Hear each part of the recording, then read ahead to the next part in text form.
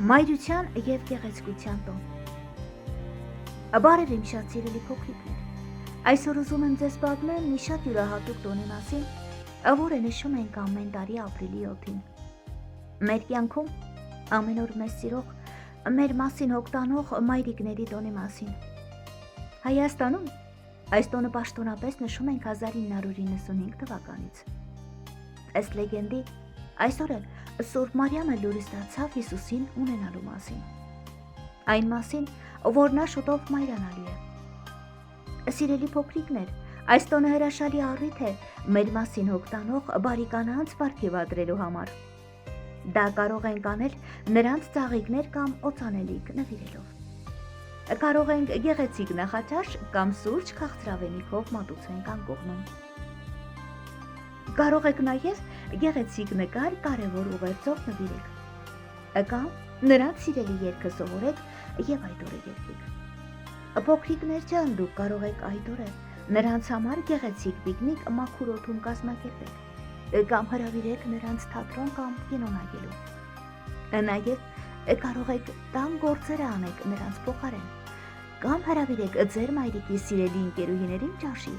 որը ինքները կպատրաստեք եւ այդպիսով նրանց բոլորի համար գեղեցիկ երեկո ապահովեք խաղերով եւ անակնկալներով լի։ Փոքրիկներ ջան, կարևորը այն է, որ այսօրը ձեր մայրերը զգան ձեր երախտագիտությունը։ Կարևորը, որ նրանք լինեն գնահատված, հարգված եւ սիրված։ Իհարկե, պետք է փորձենք ամեն օր նրանց տանք այն ջերմությունը, որին նրանք արժանի են։